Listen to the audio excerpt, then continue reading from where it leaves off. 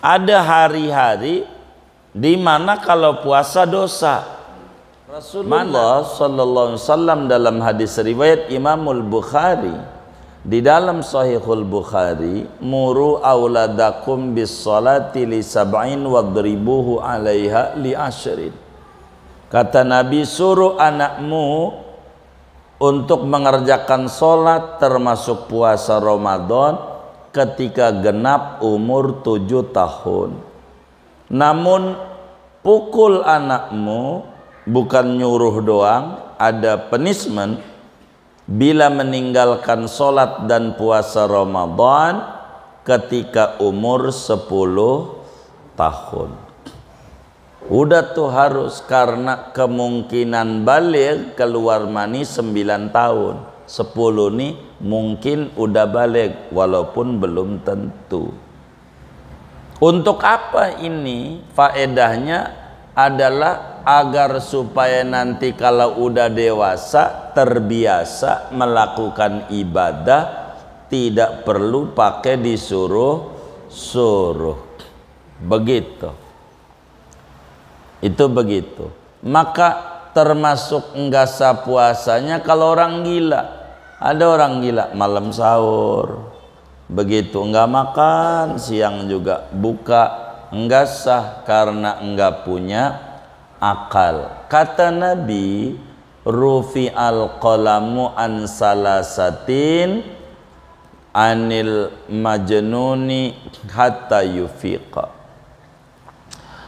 Diangkat peraturan kolam taklif dari 3 orang, salah satunya dari orang gila sampai siuman, sampai sembuh. Kalau orang gila enggak sah puasanya karena enggak ada akal. Begitu. Orang ayan, bagaimana kalau orang ayan dilihat? Kalau dia ayannya tidak sepanjang hari, puasanya sah. Yang penting ada akal. Contoh, termasuk pingsan, malam sahur, kemudian jam 10 pingsan. Apa kesurupan? Ditanya, ini jin dari mana?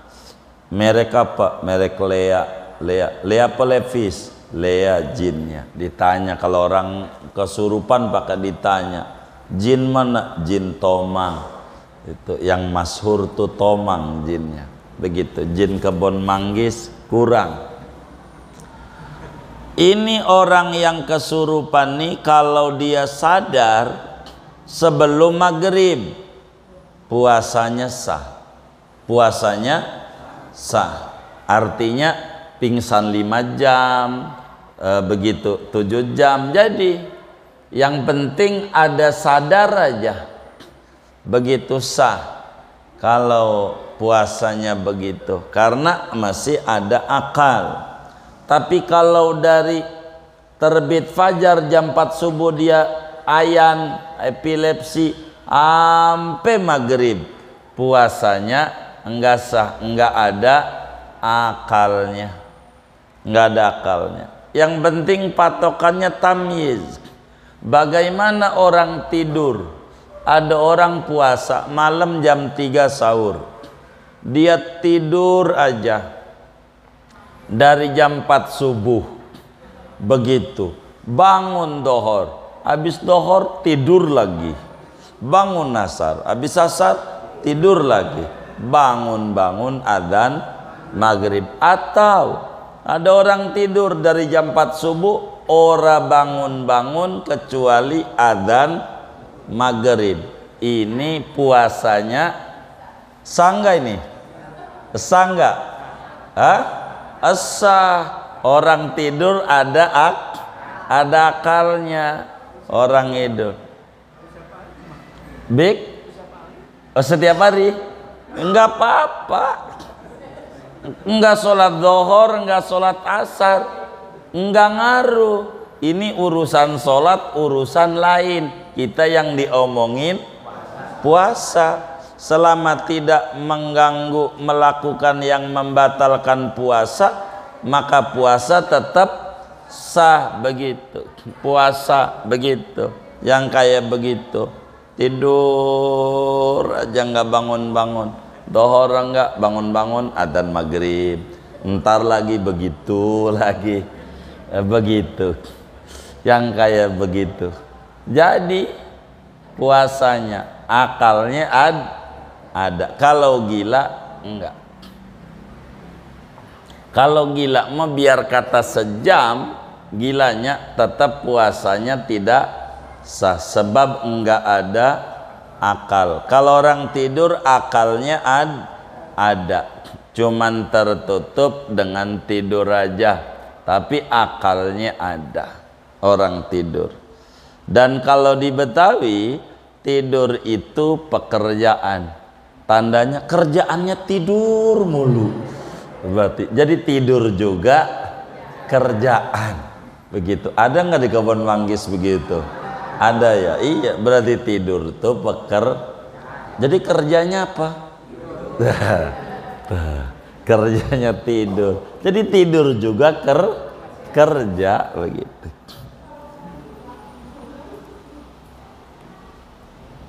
Dua, tuh. Tiga, agar supaya puasa itu sah, syaratnya kudu suci dari haid dan nifas.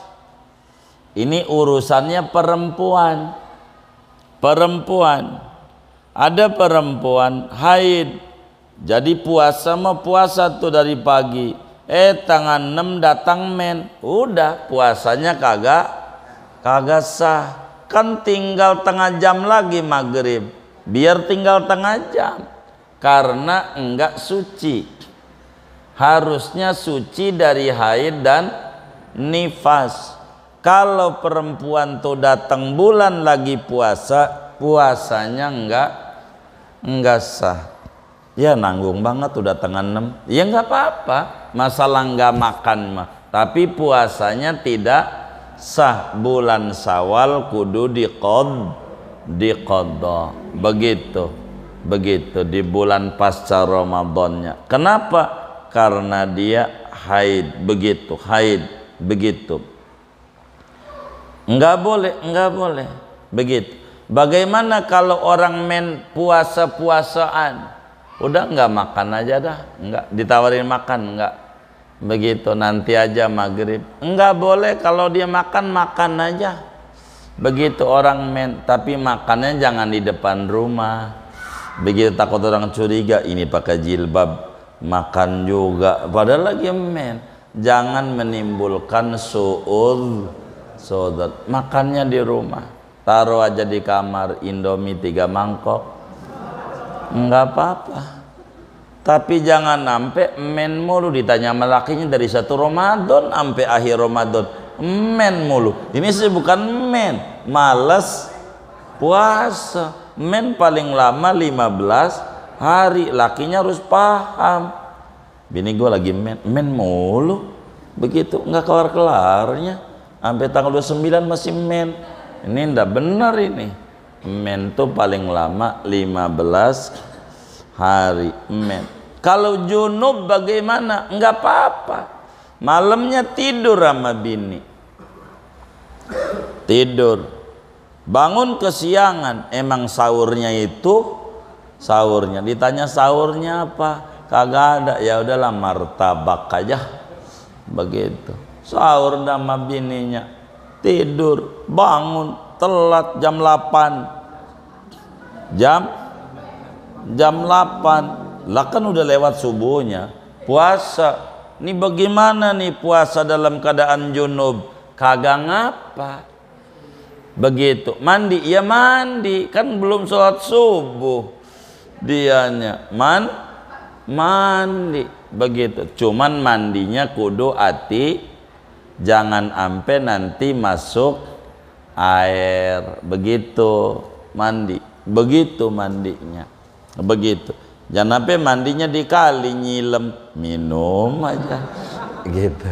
Ya itu batal puasanya kalau begitu, pakai nyilem begitu. Artinya puasa dalam keadaan junub puasanya sah. Sebab syarat ketiga jangan men, jangan nifas, bukan jangan junub. Begitu. Orang men tidak sah puasanya, dihukumi oleh agama lemes orang men. Orang men tuh pegel. Jadi perempuan tuh kalau men suka pegang-pegang pinggangnya, meringis-meringis. Begitu pinggangnya meringis-meringis kalau men. Begitu. Pegel. Waktu saya men begitu, Bu. Itu begitu men tuh. Kadang suka uring-uringan orang men tuh, apalagi nggak dibagi duit sama lakinya. Itu uring-uringan. Nah, itu sih nggak perlu men, iya nggak perlu men katanya. Kayak begitu. Itu begitu. Orang men, kata Al-Quran, walladzina yutiqunahu. Jadi fa ingkan wa ing apa itu? Wa ing kuntum maridon aw ala safarin faidatum faman kana minkum maridon aw ala safarin faidatum min ayamin ukhor. Kalau dia sakit, men dihukumi kayak orang sakit. Kadang kalau udah nyeri haid luar biasa, maka yang kayak begitu diperhatikan oleh agama dan nggak usah puasa, sawal aja diqadha karena dia men. Termasuk nifas. Nifas itu darah yang keluar sesudah melahirkan, begitu. Melahirkan, begitu. Itu haid, begitu. Keempat, kalau pengen sah puasanya, kudu tahu hari itu diizinkan, dibolehin puasa. Kudu tahu hari itu diperbolehkan puasa. Ada hari-hari haram puasa. Jadi puasa ini hukumnya macam-macam, Pak. Ada puasa tuh wajib. Mana tuh yang puasa wajib? Ramadan, nazar, kafarat tidur Ramadan siang-siang sama bini. Ndak boleh kalau siang-siang tuh bini tidur aja dia sama bini, puasanya batal. Itu didenda. Di samping kodok di bulan Syawal gara-gara bersetubuh, di luar itu ada kafarat, kudu puasa 2 bulan berturut-turut. Udah dapat sebulan puasanya batal, angus, ulang lagi dari 1. Udah dapat 50 hari masang tenda, mabok banget, buka, angus, ulang lagi dari 0, 1 lagi besok. Begitu, gara-gara siang-siang tidur ama bini. Malam boleh, kata Quran, uhillalakum lailatas siyamir rafasu ila nisaikum. Diizinkan, dihalalkan bagi kalian pada malam-malam hari bulan puasa tidur ama bini. Enggak apa-apa, buka pakai itu enggak apa-apa. Mah buka enggak ada apa-apa, udah itu aja dah, buka aja rok dah. Nah, boleh yang kayak gimana? Oh malam aja, kata Pak Jijai, malam aja kata. Enggak apa-apa, begitu. Kalau malam boleh. Ada hari haram berpuasa, pertama wajib, yaitu Ramadan, nadar, kafarat, itu wajib. Yang masuk puasa wajib nih qadha Ramadan, tuh wajib tuh. Itu kalau buka dosa, wajib. Kedua, puasa haram. Ada hari-hari di mana kalau puasa dosa. Mana? 1, Idul Fitri. Idul Fitri itu enggak boleh kita puasa, dosa. Jangan puasa kalau udah hari raya. Ingat pertemuan yang lalu dijelasin, jangan yang lebaran siapa, yang haram siapa, jangan. Jadi kalau hari itu menurut kita hari raya, haram puasa. Idul Fitri. Dua, Idul Adha. Haram tuh puasa. Itu orang tua dulu puasa dulu, sebelum habis sholat baru buka. Itu bukan puasa, kagak makan. Bukan puasa, kagak pakai mie. Kalau pakai niat dosa, enggak niat. Cuman bedanya enggak sarapan sebelum sholat id. Jadi Idul Fitri itu terjemahannya id itu kembali. Fitri itu sarapan pagi. Biar kita paham. Maka Idul Fitri itu balik lagi subuh-subuh sarapan. Makanya di Arab sampai detik ini lebaran biasa aja. Lebaran di Arab, siapa yang hadir nih yang pernah umroh sampai lebaran? Boleh tanya. Biasa-biasa aja kayak sholat Jumat kita. Kayak kita sholat Jumat. Itulah Idul Fitri di Arab. Jadi heboh ya kagak, biasa aja. Orang balik lagi sarapan. Maka kalau Idul Fitri sebelum sholat makan dulu. Yang kenyang makan sebelum sholat. Pagi-pagi itu makan. Itu sunat, ganjaran gede. Emang maksudnya Idul Fitri balik lagi sarapan. Fitri itu futur tuh sarapan pagi. Begitu. Kalau kita tinjauan lain kembali ke kesucian. Begitu. Itu bahasanya. Di Arab makna zahir. Balik lagi sarapan pagi. Jadi sebelum sholat makan dulu. Opor apa makan. Jadi jalan ke masjid mau sholat itu bawa paha ayam. Emang begitu. Iya, karena memang Idul Fitri begitu. Kalau Idul Adha sunatnya kagak makan. Bahasa orang kita puasa. Padahal bukan. Kalau niat puasa dosa. Hari itu hari raya, enggak boleh puasa. Cuman sunat enggak makan kecuali sesudah sholat. Jadi bedanya sholat Idul Fitri, sholat Idul Adha. Sholat Idul Fitri makan dulu baru sholat. Idul Adha sholat dulu baru makan. Untuk apa ini Nabi ajarkan? Idul Adha begitu tuh. Biar makan daging kurbannya lahap. Begitu tujuannya. Kalau kita sebelum sholatnya makan, nanti kalau udah kenyang kagak tertarik, nggak selera makan habis sholat. Jadi makanya dibedakan sholat Idul Fitri dengan sholat Idul Adha.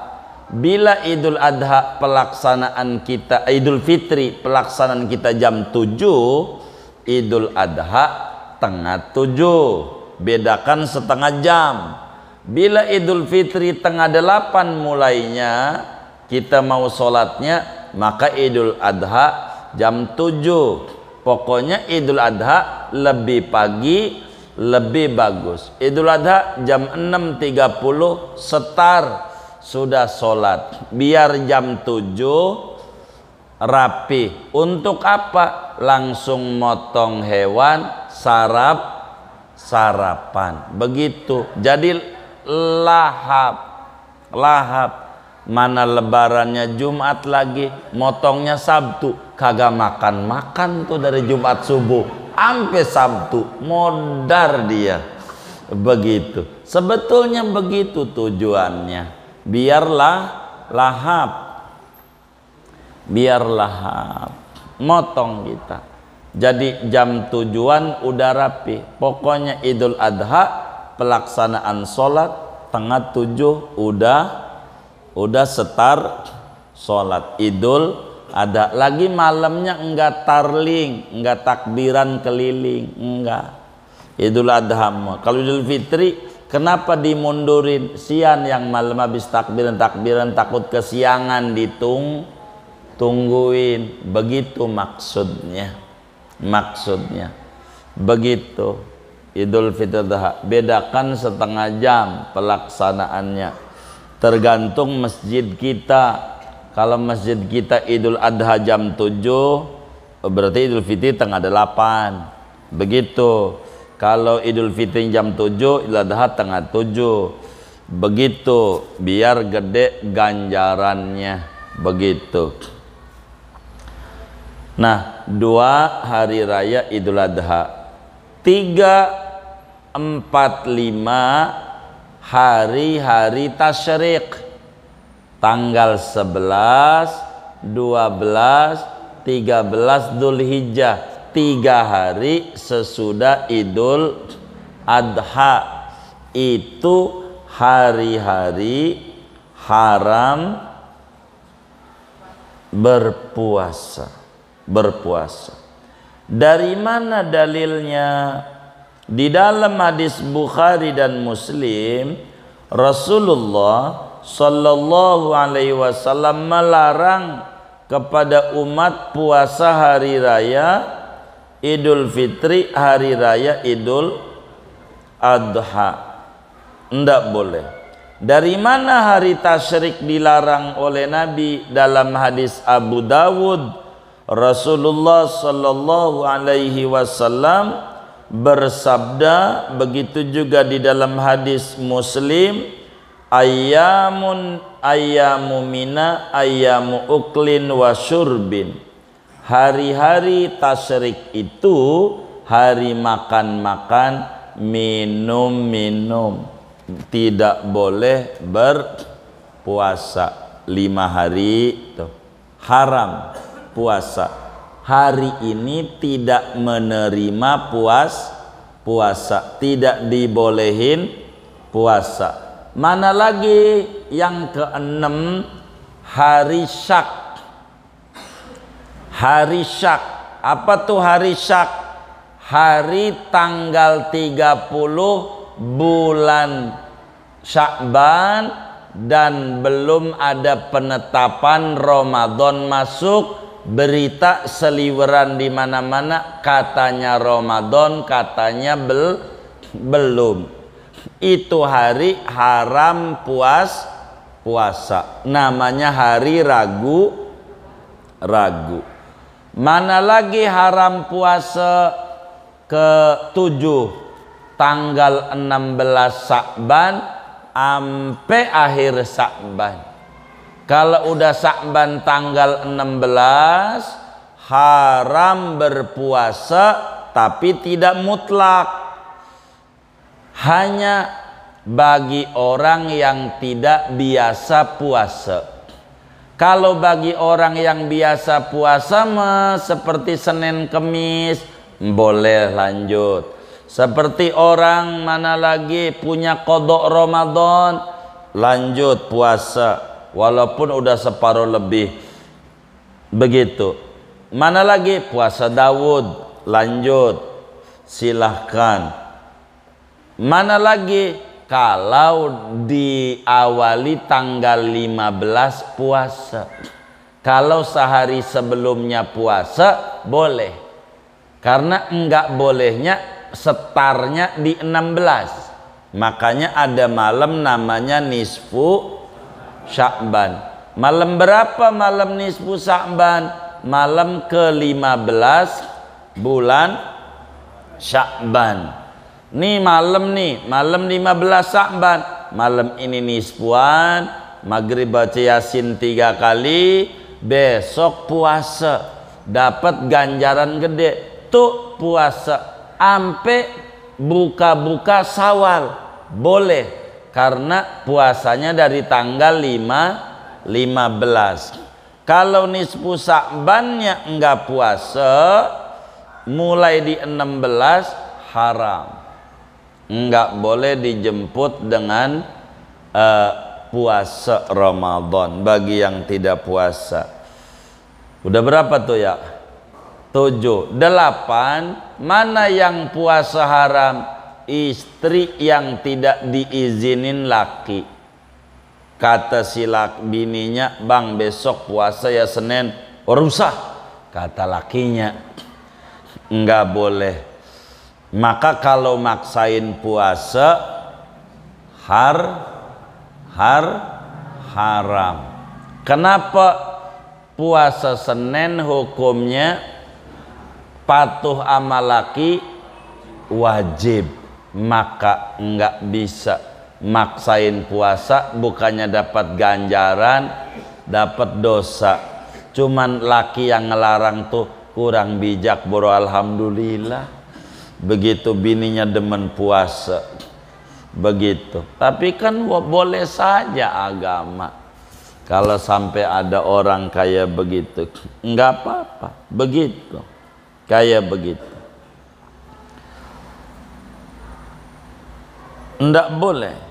Maka yang keempat, kudu tahu waktu. Waktu tuh hari. Hari itu boleh puasa. Maknanya seorang muslim diizinkan puasa sepanjang tahun. Yang penting jangan di hari-hari yang dilarang berpuasa. Kalau maksain diri puasa, puasanya tidak sah. Begitu. Yang paling pokok 5 hari itu, 2 hari hari raya sama hari tasyrik. Yang lain banyak tafsiran. Yang lain kayak perempuan haram puasa itu kan bilakinya nggak setuju. Kalau setuju boleh begitu. Tapi dari sisi hukum itu haram begitu. Begitu. Ini puasa. Ada puasa hukumnya sunat, ada puasa sunat tahunan. Itulah Arafah, Asyura, Rajab, Sya'ban, itu puasa tahunan. Ada puasa bulanan, Ayyamul Bid, tanggal 13, 14, 15 setiap bulan kecuali Dzulhijjah. Itu mundur sehari, 13-nya masih tasyrik, 14, 15, 16. Ada puasa mingguan, Senin, Kamis. Ini hukum-hukum daripada puasa. Singkatnya ada 4 syarat sah berpuasa. 1 Islam, 2 tamyiz berakal tuh, 3 suci dari haid dan nifas, 4 tahu hari itu boleh puasa, yakni harinya bisa untuk puasa. Kalau harinya enggak bisa untuk puasa, kayak hari raya, maka puasanya di samping dosa tidak sah. Malam niat, siang wajib makan karena harinya tidak bisa untuk puasa. Untuk puasa enggak bisa, dilarang oleh agama. Inilah hari-hari di mana kita dilarang berpuasa, yaitu hari Idul Fitri, Idul Adha, hari Tasyrik, hari Syak tanggal 30 Sya'ban. Hilal belum kelihatan tapi orang bilang bincang-bincang masuk, itu juga haram. Dan tanggal 16 ke atas enggak boleh. Kata Nabi dalam hadis yang sahih, idan tasofa Sya'ban fala tasumu. Bila Sya'ban udah lewat separuh, yakni tanggal 16, jangan puasa. Yang ini enggak mutlak. Kalau wiridan mah boleh. Inilah syarat-syarat sah untuk kita berpuasa. Saya mau tutup buat tanya jawab saja. Ada yang ditanya mungkin dari materi ini atau di luarnya dipersilahkan. Baik, ada kertas kayaknya ini.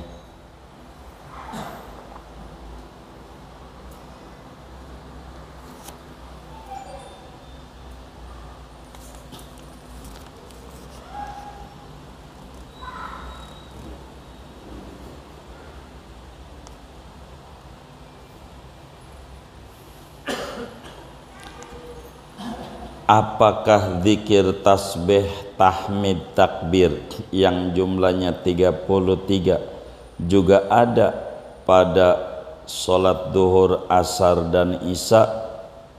Kedua, kalau zikir tersebut ada pada sholat duhur, asar, isya, mengapa ada yang tidak melakukannya, bahkan tidak sedikit yang meninggalkannya? Baik, Imamun Nawawi di dalam kitab Al-Adhkar An-Nawawiyah, begitu juga As-Sayyidi Syekh Al-Habib Ali Khirid Al-Husaini di dalam kitabnya Al-Wasail Asy-Syafiyah menjelaskan aurad-aurad ba'da solat yang diajarkan oleh Nabi. Banyak. Apakah tasbih ini ada dalam semua solat? Secara jujur ada. Semuanya ada dalilnya. Semua solat wiridanto. Begitu. Ada 2 riwayat. Tasbih, tahmid, takbir. Pertama, ada yang riwayat 11. Jadi makanya ada tasbih yang perputarannya 33 doang. Itu satu. Ada juga yang riwayat 33. Riwayat 33 ada 2. Pertama, tasbih 33, tahmid 33, takbir 33, ditutup dengan Allahu Akbar kabiro. Kedua, ada riwayat tasbih 33, subhanallah, alhamdulillah 33, Allahu Akbar 34. Jadi pas 100 sebelum Allahu Akbar kabiro. Itu riwayat-riwayat dari Nabi berbicara bacaan. Di antara wiridan itu, ba'da solat yang diatur adalah semua solat. Nanti saya ambil dulu maghrib, subuh. Baik, wiridannya tergantung. Istighfar, dohor, asar, maghrib, bisa subuh ada. La ilaha illallah wa la syarikalah yang langsung diajarkan Nabi hanya maghrib dan subuh 10 kali. Maghrib, subuh 10 kali. La ilaha illallah wa la syarikalah, lahul mulku wa lahul hamdu yu'mit wa ala kulli syai'in qadir. Maghrib 10, subuh 10. Ada riwayat, dan ini dipakai oleh Imam Haddad tapi kurang kuat, ba'da asar. Imam Haddad selalu ba'da asar, Abdullah sakalanya 10. Itu begitu. Kemudian Allahumma ajirni minan nar, atau orang kita dijamakan Allahumma ajirna minan nar.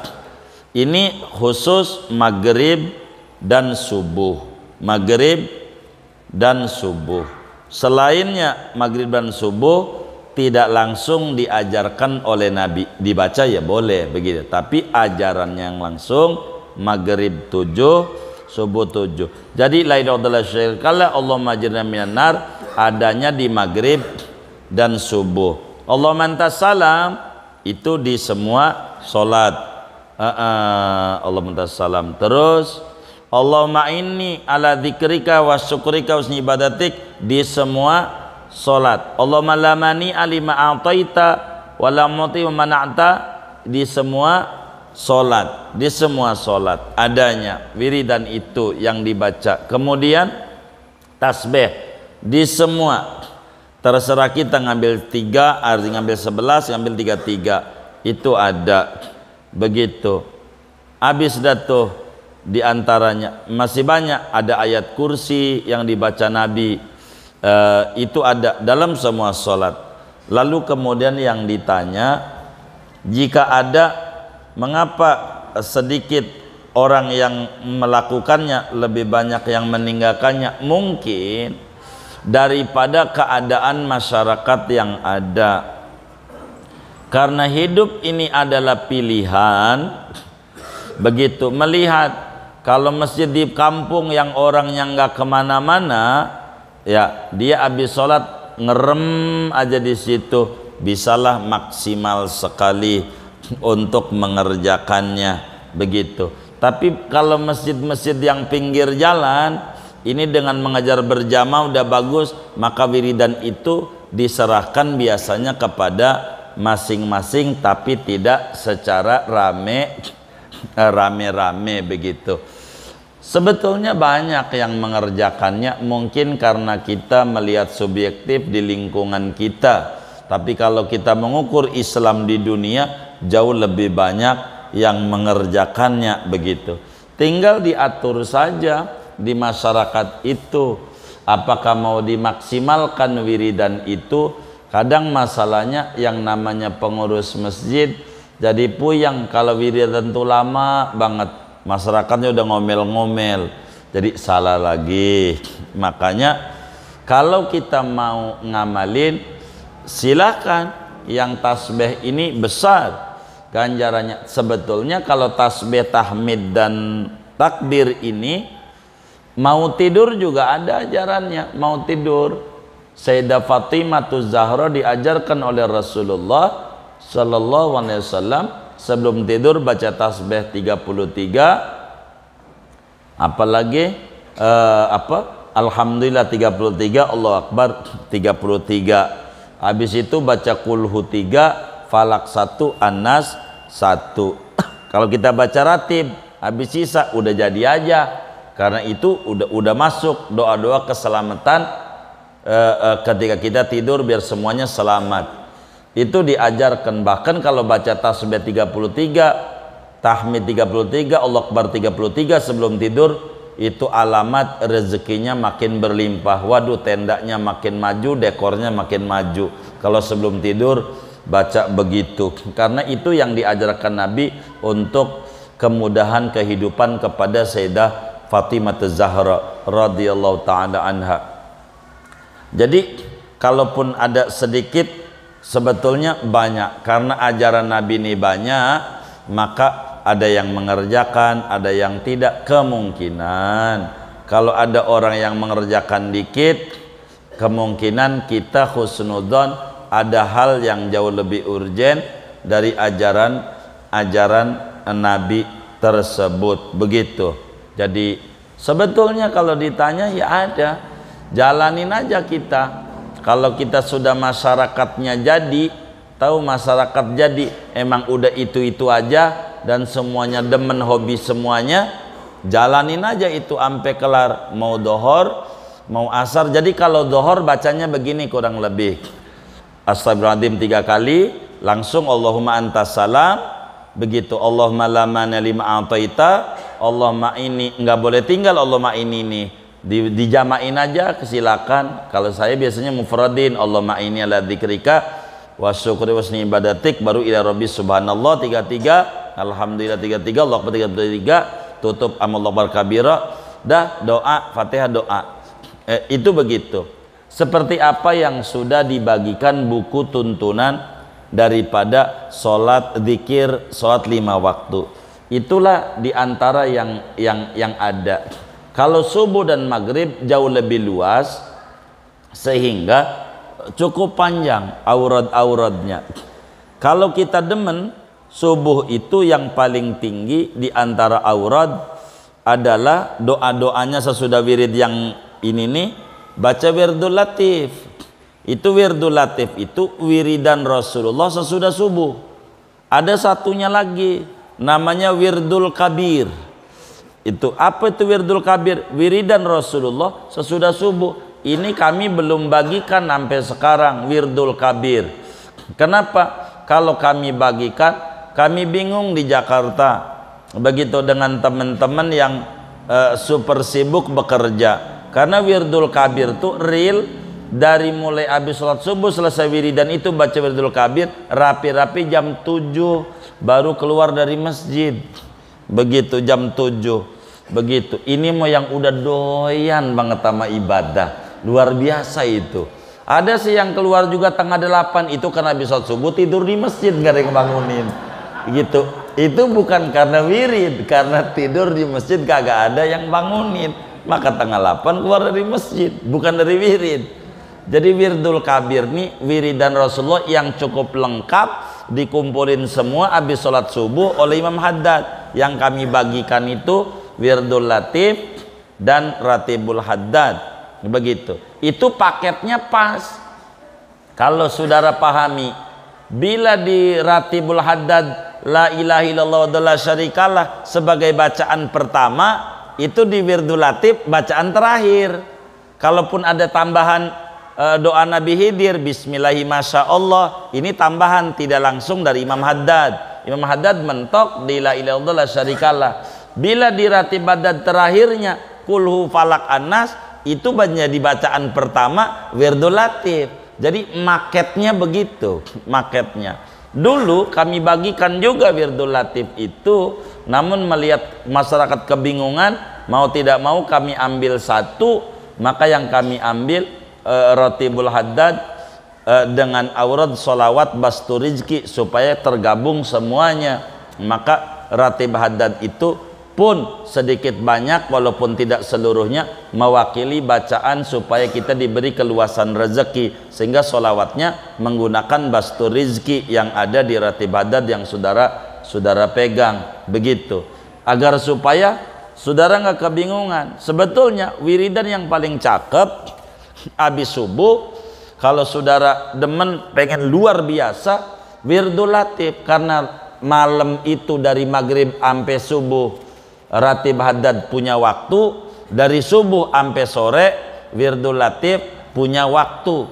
Begitu real aturannya. Cuman karena kebingungan, maka mau tidak mau kami harus menyingkat satu supaya tidak begitu merasa diberati oleh aurad kaum salihin yang sebetulnya manfaatnya banyak. Ala kulli hal, silakan saja diamalin. Bagi imam amalin itu wiridan tasbih itu silakan jangan ditinggal, karena itu adalah aurad dubura kulli shalah daripada Rasulullah sallallahu alaihi wasallam. Adapun orang meninggalkan, banyak kalau mau ngomentari orang, ada yang meninggalkan ba'diyah, ada yang meninggalkan ini, ada yang meninggalkan tahajud, ada yang meninggalkan duha, banyak kalau ngomong sunnah-sunnah Nabi yang banyak ditinggalkan. Tapi tugas kita ini merapihkan diri kita, mana yang kita keburu amalin dari ajaran Nabi, amalin pelan-pelan setahap demi setahap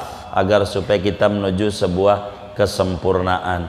Kurang lebih demikian, tapi intinya ajarannya ada begitu. Cuman biasanya kenapa orang meninggalkan, kemungkinan terbesar sepanjang yang kami tahu, karena di kota-kota besar itu kalau udah zuhur asar terlalu repot mereka, sehingga dengan waktu kerja yang minim jangan sampai mereka dipecat oleh bosnya gara-gara mereka terlalu lama wiridan dalam sholat. Padahal kalau mengerti negerinya Islami kayak di daerah-daerah itu normal wiridan itu sampai kalau mau maghrib subuh ditambah laqad jakum 7 maghrib, laqad jakum 7 subuh. Kita banyak disingkat-singkat, itu luar biasa. Sama kalau mau mengkritisi tahlilan itu yang paling afdol adalah la ilaha illallahnya 100. Di Jakarta saja kita ngalamin 33, lewat dari 33 mulai batuk jamaahnya.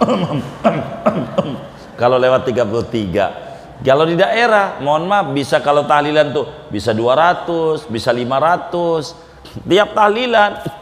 Nggak ada itu tahlilan 100 tuh. Kalau malam 1, 2, 3 200, bisa 300, kadang 500 baru nutup tuh la ilaha illallah. Itu di daerah begitu. Nggak ngalamin sampai detik ini di daerah Kabupaten Tangerang, di Serang, Cilegon 33 enggak ada. Apalagi di daerah Pandeglang nggak tahu tuh di Cilegon tuh. Kalau di Pandeglang hadarat paling dikit kudu 100 hadarat. Dari jam 8 nih kita mulai tahlilan sampai tengah 9 belum kelar. Ila hadrat Syabdul Qadir Al-Fatihah. Satu wali satu Fatihah. Pokoknya ada 200 wali ya 200 Fatihah. Lah belum tahlilan Yasin belum. Kalau di Jakarta insya Allah udah pulang itu jamaahnya. Kalau di Jakarta kira-kira mau diamalin ya silahkan. Begitu, begitu. Itu begitu. Kalau nggak begitu nggak mau. Kudu wali ini sebut semuanya. Urutan-urutan itu. Jadi paling dikit itu 200 Fatihah sebelum iya sebelum Yasinnya itu. Iya sebelum Yasinnya itu. Itu begitu. Sampai detik ini. Saya bilangin aja takut saudara main di rumah temennya di Pandeglang mimpin. Dia Nabil Fatih Yasin. Aduh ditawakan ditinggal orang. Begitu. Itu kayak begitu yang terjadi. Jadi ini wiridan ini ada begitu. Jadi silahkan amalkan. Sabit dari Nabi ada ajarannya tasbih ini amat sangat bagus bila kemudian kita amalkan itu.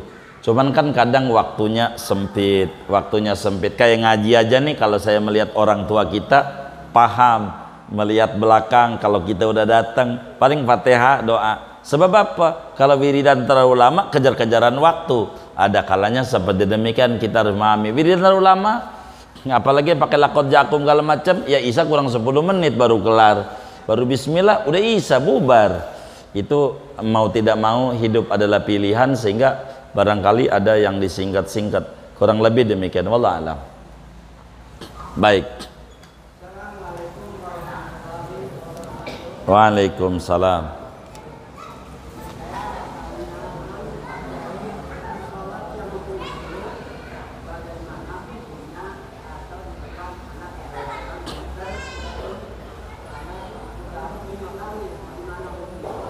Apa tuh?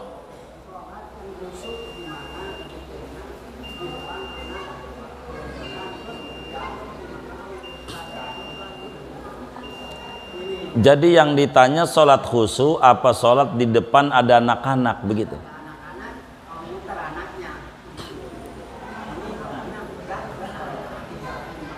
Iya, jadi yang ditanya nih hukum garuk-garuk sampai 5 kali apa sholat khusyuk?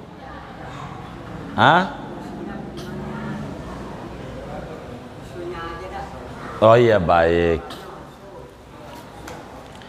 Jadi untuk menuju sholat khusyuk ini berat. Maka khusyuk ini ada tingkatan-tingkatannya. Tingkatan yang terendah agar supaya sholat kita khusyuk, apa yang dibaca oleh mulut didengerin oleh kuping. Itu namanya khusyuk terendah. Itu begitu. Itu mencari sholat khusyuk. Jadi yang dibaca oleh mulut didengerin oleh kuping sendiri, huruf demi hurufnya. Ini khusyuk tingkat rendah. Begitu. Untuk menuju lebih lagi supaya kita khusyuk, di depan kita anggap ada mertua kita. Di depan kita ada mertua lagi duduk lihatin sholat kita. Kira-kira kita mau kebut enggak? Enggak. Kita khusyuk. Baru kalau udah bisa kita ngomong di hati, itu mertua kagak punya surga, tapi kita bisa khusyuk. Masa ama Allah yang punya surga kita enggak khusyuk? Emang tinggian mertua ama Allah.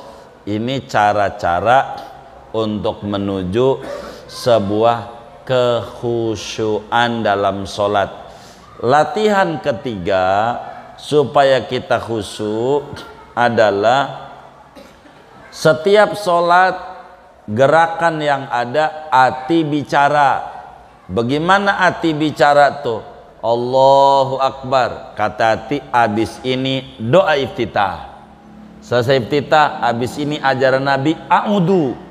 Habis a'udhu selesai hati Fatihah. Habis Fatihah ni amin. Habis amin ni surat. Habis surat ni ruku. Artinya terus bimbing begitu, biar enggak kemana-mana. Wis enggak bakalan ingat mau musik gede ke samping masjid, mau kayak apa ke bunyi handphone, karena kita sibuk sama diri sendiri.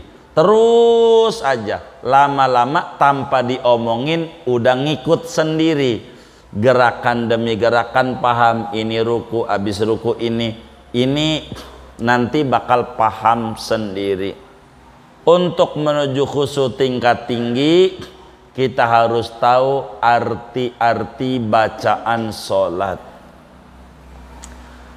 Dan ini khusyuk tingkat tinggi, karena kalau kita tahu artinya akan jauh lebih menarik, akan jauh kita lebih khusyuk dibanding kita tidak ngerti. Kalau tidak ngerti main kebut, selesai aja begitu. Karena kita yang penting formalitas, bukan kandungan makna dari apa kita punya sholat begitu. Yang ini rada berat untuk menuju kemari, maka persiapan yang ada menuju kekhusyuan kita harus jalankan, berangkat daripada wudu yang maksimal. Bila wudu kita maksimal, man lam yakhsha fi wudu'ihi lam yakhsha fi salatihi. Siapa yang wudunya kurang rapi, untuk mencari salat khusyuk rada berat. Maka wudu ini ada 77 sunnah yang harus kita kerjakan, maka semuanya harus kita rapihkan untuk menuju sebuah salat kekhusyuan. Kalau pengen nyari khusyuk, biarkan orang hubungan kita dengan Allah Subhanahu wa ta'ala. Orang khusyuk bukan berarti tidak tahu orang yang di sebelahnya, wong kuping mewaras. Rasulullah adalah manusia yang paling khusyuknya dalam sholat, tapi mendengar ada bayi nangis, sholatnya rada dicepatkan, takut bayi itu kagak ada emaknya, takut jatuh. Itu bukan berarti tidak khusyuk. Begitu banyak metode-metodenya demi supaya mendapatkan sholat khusyuk. Imam Ghazali di dalam kitab Ihya Ulumuddin telah tuliskan tahapan demi tahapan demi supaya meraih sholat kekhusyuan. Kurang lebih demikian. Wallahu a'lam. Sudah baik, kita baca Fatihah, duduk di majelis ilmu. Moga-moga kita semua diberi limpahan barokah, ilmu-ilmu kita barokah, usaha-usaha kita barokah, rezeki kita barokah, keluarga kita barokah, anak keturunan kita barokah, lingkungan kita barokah. Allah beri kita semuanya barokah dunia dan barokah akhirat. Amin. Al-Fatihah.